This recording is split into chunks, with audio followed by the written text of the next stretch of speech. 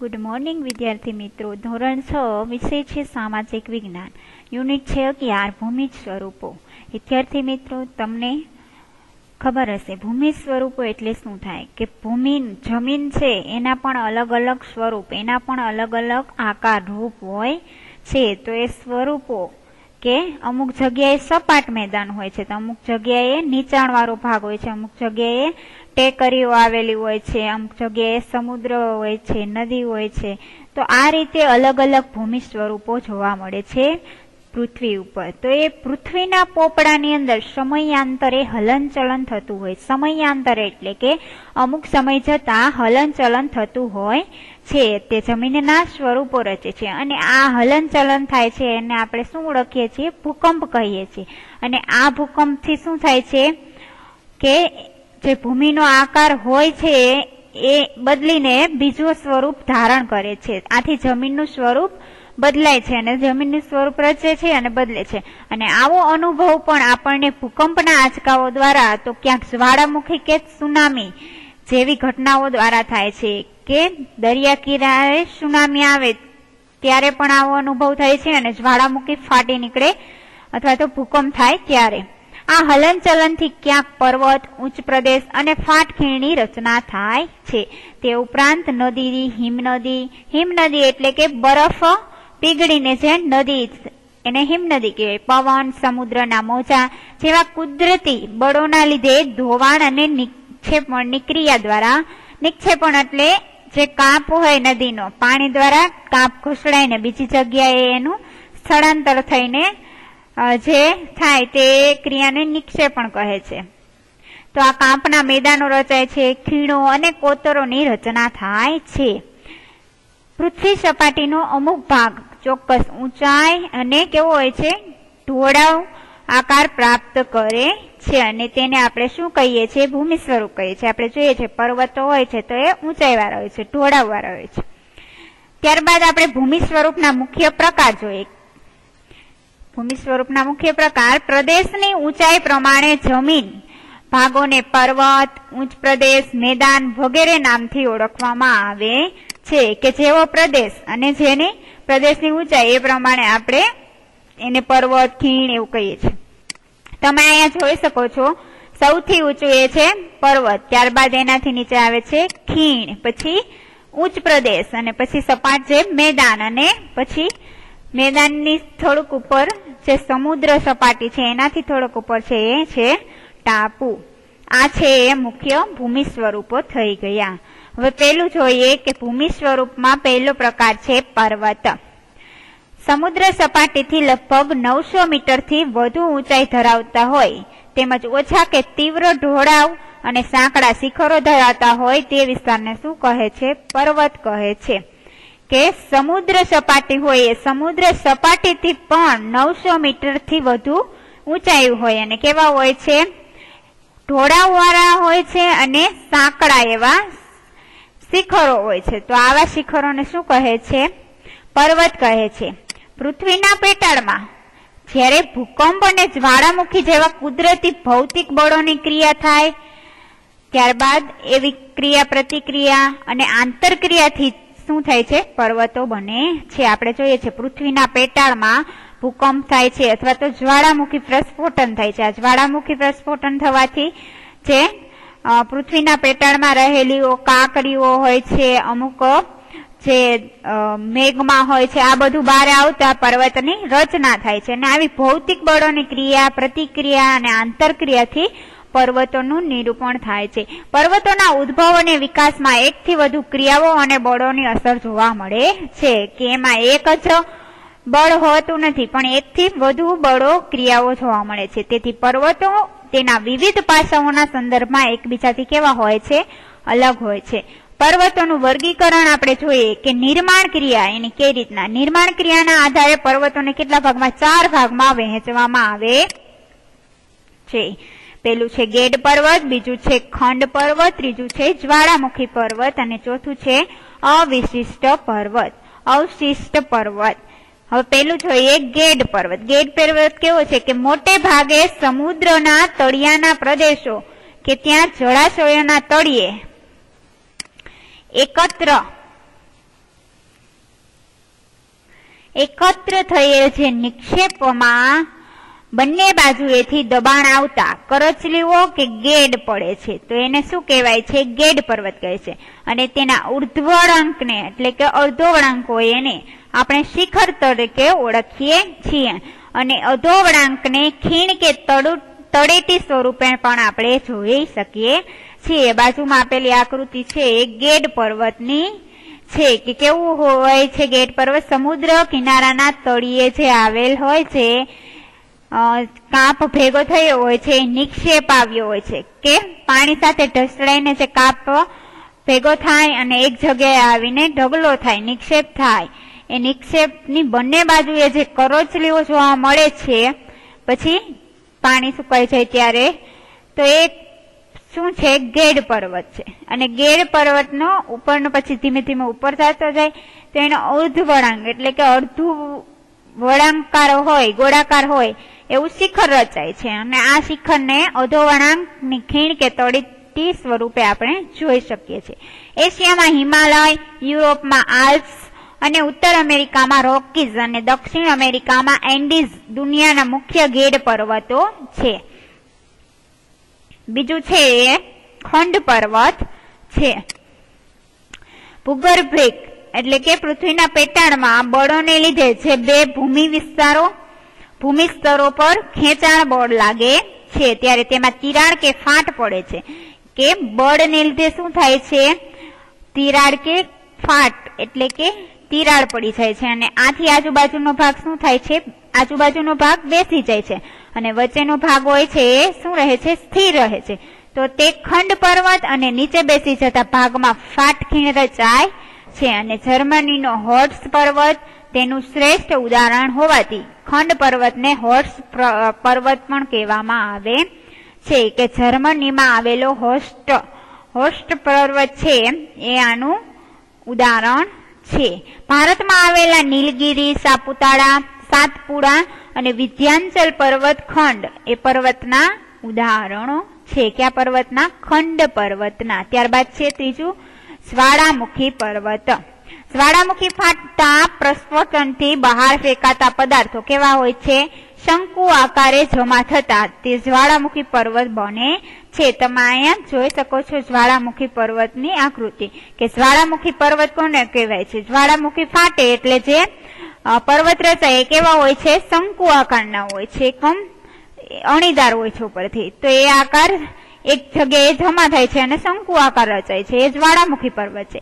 ઇટાલીનો વિસુવિયસ અને ઇક્વેડોરનો કોટોપક્ષી અને જાપાનનો ફ્યુઝિયામા અને ભારતનો બેરન જે અંદમાન નિકોબારમાં આવેલો છે અને પાવાગઢ અને ગિરનારના જ્વાળામુખી પર્વતના ઉદાહરણો ગણી શકાય છે. ત્યારબાદ અવશિષ્ટ પર્વત છે. અવશિષ્ટ પર્વત ઘસારાના કારણે ઘસારાના કુદરતી બળો સામે ટકી રહેતા શેષ ભાગોમાંથી અવશિષ્ટ પર્વત બને છે.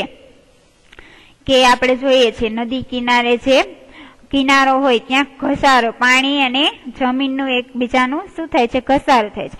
આ ઘસારા કુદરતી છે. ઘસારો કુદરતી બળોને સામે ટકી રહેતા તે કેવા ભાગમાં? શેષ ભાગોમાંથી અવશિષ્ટ પર્વત બને છે.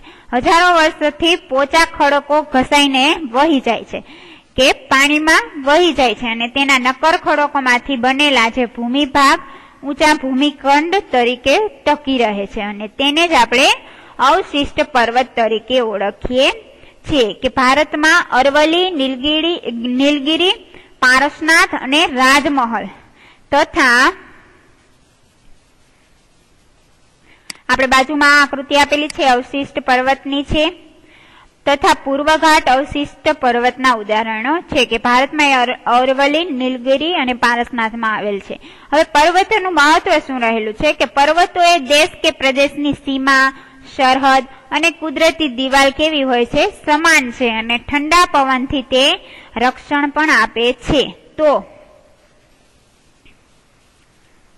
તો ભેજવાળા પવનો રોકીને તે વધારે વરસાદ પણ આપે છે. કે ભેજવાળા પવનો આવતા હોય છે તે પર્વતોને લીધે રોકાઈ જાય છે અને વધારે વરસાદ આપે છે. પર્વતો એ નદીઓના શું છે? ઉદ્ગમ સ્થાન છે. તેમાંથી નીકળતી નદીઓ દ્વારા ફળદ્રુપ મેદાનોનું નિર્માણ પણ થાય છે. કે પર્વતોમાંથી જે નદીઓ નીકળતી હોય છે ત્યાં ફળદ્રુપ મેદાનોનું નિર્માણ, એની રચના થાય છે. વધુ વરસાદવાળા ઊંચા હિમાચ્છાદિત પ્રદેશમાંથી 12 માસ વહેતી નદીઓ જે જળ ભંડારનું કામ કરે છે. કે હિમાચ્છાદિત એટલે કે બરફ વાળા જે વિસ્તારો હોય ત્યાં બરફ પીગળીને નદીની રચના થાય છે. તો એવા હિમાચ્છાદિત પ્રદેશમાંથી જે 12 માસ વહેતી નદી હોય છે તેમાં હંમેશા પાણી ક્યારેય ખૂટતું હોય છે નહીં, એટલે જળ ભંડારનું કામ એ નદી કરે છે. જળ વિદ્યુત ઉત્પન્ન કરવા માટે આપણે ખબર છે કે વીજળી ઉત્પન્ન કરવા માટે પણ જળ પાણીનો ઉપયોગ થાય છે. તો આ જળ વિદ્યુત ઉત્પન્ન કરવા માટે પણ પાણી જરૂરી છે. ઉપરાંત પર્વતો, જંગલ સંપત્તિ, ખનિજ સંપત્તિ અને પ્રાણી સંપત્તિના ભંડાર છે. પ્રવાસન ઉદ્યોગ, ચલચિત્ર ઉદ્યોગ તથા પર્વતારોહકો કે જે પર્વતનું પર્યટકો હોય છે તે એ માટે પણ પર્વતો કેવા છે? આશીર્વાદ રૂપ છે. વિશ્વની કુલ વસ્તીના 10મા ભાગની વસ્તી માટે રહેઠાણનું સ્થાન છે. કે કુલ વસ્તી આખા દેશની કુલ વસ્તી છે એમાં 10 ભાગના લોકો ક્યાં રહે છે? રહેઠાણ પર્વત ઉપર છે. અને તેનું શ્રેષ્ઠ ઉદાહરણ છે મેક્સિકો અને બગોટા. હવે આટલું જાણવા જેવું છે કે મેક્સિકો વિકસિત શહેર છે, દેશ છે મેક્સિકો, અને એ પર્વતની ઊંચાઈ છે કેટલી છે? 2300 મીટર. ક્વિટો દેશનું નામ છે ઇક્વેડોર, એની ઊંચાઈ છે 2386 મીટર. બગોટા જે કોલંબિયા દેશમાં આવેલ છે 2625 મીટર ઊંચાઈ. લેહ જે ભારત દેશનો છે 3500 મીટર ઊંચાઈ. લાહસા જે તિબેટ જે ચીન દેશમાં આવેલો છે જેની ઊંચાઈ છે 3520 મીટર. લાપાઝ જે બોલિવિયામાં આવેલો છે ને એની સૌથી ઊંચાઈ છે 3640 મીટર ઊંચાઈ ધરાવતો પર્વત છે. ત્યારબાદ ઉચ્ચ પ્રદેશો જોઈએ કે સમુદ્ર સપાટીથી આશરે 180 મીટરથી વધુ ઊંચાઈ ધરાવતા તથા ટોચ ઉપરથી પ્રમાણમાં પહોળા હોય છે અને સપાટ ભૂમિ ભાગને આપણે શું કહીએ છીએ? ઉચ્ચ પ્રદેશ તરીકે ઓળખીએ છીએ. કે સમુદ્ર સપાટીથી આશરે કેટલા હોય છે? સમુદ્ર સપાટી હોય એનાથી 180 મીટર ઊંચા હોય છે. પર્વતો સમુદ્ર સપાટીથી 900 મીટર ઊંચા હોય છે, જ્યારે ઉચ્ચ પ્રદેશો એ સમુદ્ર સપાટીથી 180 મીટર ઊંચા હોય છે અને એની ટોચ ઉપર કેવું હોય છે? પહોળા હોય છે. તો એ ભૂમિભાગને ઉચ્ચ પ્રદેશો કહેવામાં આવે છે. ઉચ્ચ પ્રદેશોનું વર્ગીકરણ જોઈએ. ભૌગોલિક સ્થાન અને તેની સંરચનાના આધારે ઉચ્ચ પ્રદેશોને કેટલા ભાગમાં? 3 ભાગમાં વહેંચવામાં આવે છે. એક તો છે આંતર પર્વતીય ઉચ્ચ પ્રદેશ, બીજું છે પર્વત પ્રાંતીય એટલે કે જે પ્રદેશમાં આવેલો હોય તે, અને ત્રીજું છે ખંડ ઉચ્ચ પ્રદેશ. હવે આપણે જોઈએ કે પેલું છે આંતર પર્વતીય ઉચ્ચ પ્રદેશ. બાજુમાં આપેલી આકૃતિ છે એ દ્વારા આપણે જોઈ શકીએ છીએ. ચારે બાજુથી ઊંચી પર્વતમાળાઓથી પૂર્ણ રીતે કે આંશિક એટલે કે થોડીક રીતે ઘેરાયેલ હોય એ ભૂમિભાગને આપણે આંતર પર્વતીય ઉચ્ચ પ્રદેશ કહેવામાં આવે છે. કે ચારે બાજુ શું હોય છે? ઊંચી પર્વતમાળાઓ હોય છે અને વચ્ચે થોડુંક ભૂમિભાગથી ઢંકાયેલો હોય છે, તે છે ઉચ્ચ પ્રદેશ. તિબેટનો ઉચ્ચ પ્રદેશ અને મોંગોલિયાનો ઉચ્ચ પ્રદેશ તેના શ્રેષ્ઠ ઉદાહરણો છે. તિબેટનો અને મોંગોલિયાનો. ત્યારબાદ આપણે જોઈએ બીજું છે એ પર્વત પ્રાંતીય ઉચ્ચ પ્રદેશ. પર્વતોની તળેટીમાં એક તરફ સીધો ઢોળાવ ધરાવતો હોય તે પ્રદેશને પર્વત પ્રાંતીય ઉચ્ચ પ્રદેશ કહેવામાં આવે છે. કે આપણે અહીં બાજુની આકૃતિ જોઈ શકીએ છીએ 11.7 ની આકૃતિ. પર્વત પ્રાંતીય ઉચ્ચ પ્રદેશ કે એક બાજુ પર્વત છે, પર્વતની તળેટીમાં એક તરફ ભાગ કેવો છે? સીધો છે અને પછી કેવો આવે? ઢોળાવ ધરાવે છે થોડોક. તો એ છે પર્વત પ્રાંતીય ઉચ્ચ પ્રદેશ. પેન્ટાગોનિયા જે દક્ષિણ અમેરિકામાં આવેલો છે અને પીડમોન્ટ જે યુએસમાં આવેલો છે અને ભારતમાં જે માળવાનો ઉચ્ચ પ્રદેશ આવેલો છે, આ ત્રણેય છે એના શ્રેષ્ઠ ઉદાહરણો છે. માળવાનો ઉચ્ચ પ્રદેશ, પેન્ટાગોનિયા દક્ષિણ અમેરિકામાં આવેલો છે અને પીડમોન્ટ જે યુએસમાં આવેલો છે. ત્યારબાદ આપણે જોઈએ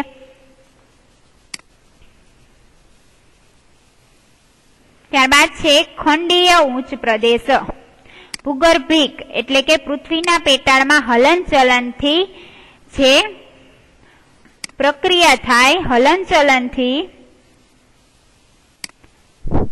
પૃથ્વીના પેટાળ, ભૂગર્ભિક એટલે કે પૃથ્વીના પેટાળમાં હલનચલનથી ઉચકાયેલા, કે પૃથ્વીના પેટાળમાં હલનચલન થાય તો જમીનનો ભાગ કેવો થાય છે? ઊંચો થાય છે. તો આ ઉચકાયેલ ભૂમિભાગ છે કે મોટા ભૂમિભાગ હોય એના ઉપર લાવાના સ્તરો ખૂબ જ ઊંચાઈ સુધી ઠરવાથી ખંડીય ઉચ્ચ પ્રદેશનું નિર્માણ થાય છે. જ્વાળામુખી ફાટે તો જે લાવા પથરાય તો એ લાવા ખૂબ ઊંચે સુધી ઠરે, એટલે કે ઊંચે સુધી જતો રહે ને પછી ઠરે તો પર્વતનું નિર્માણ થઈ જાય. તો એવા પર્વતનું નિર્માણ થાય તો એને કહેવાય ખંડીય ઉચ્ચ પ્રદેશ. ભારતમાં મહારાષ્ટ્રનો જે લાવાનો ઉચ્ચ પ્રદેશ આવેલો છે, બ્રાઝિલનો ઉચ્ચ પ્રદેશ છે, અરબસ્તાનનો ઉચ્ચ પ્રદેશ છે, સ્પેનનો, ગ્રીનલેન્ડનો, એન્ટાર્કટિકાનો, અરબસ્તાનનો ઉચ્ચ પ્રદેશ, આ બધા છે એ ખંડીય ઉચ્ચ પ્રદેશના ઉદાહરણો છે. ખંડીય ઉચ્ચ પ્રદેશ તમે બાજુની આકૃતિ 11.8 માં જોઈ શકો છો. ત્યારબાદ છે ઉચ્ચ પ્રદેશનું મહત્વ શું છે. ઉચ્ચ પ્રદેશની લાવાની ફળદ્રુપ જમીન હોય તો તે કપાસની ખેતી માટે વધુ અનુકૂળ બને છે. પ્રાચીન નક્કર ખડકના ઉચ્ચ પ્રદેશમાંથી લોખંડ, મેંગેનીઝ, સોનું જેવી કિંમતી આ બધી શું છે? ખનિજો છે. તો આવી કિંમતી ખનિજો બનાવવામાં આવતી હતી. જેમ કે ભારતનો છોટા નાગપુરનો ઉચ્ચ પ્રદેશ છે. આ ઉચ્ચ પ્રદેશના ઢોળાવો પશુપાલન માટે ખૂબ જ મહત્વના છે. પ્રવાસન અને ફિલ્મ શૂટિંગ માટે પણ આવા ઉચ્ચ પ્રદેશનો ઉપયોગ થાય છે. જાણવા જેવું છે કે ગુજરાત રાજ્યના સૌરાષ્ટ્રની લગભગ મધ્યમાં ઉચ્ચ પ્રદેશની રચના થયેલી છે. ત્યારબાદ આપણે પછીના લેક્ચરમાં જોઈશું. Thank you.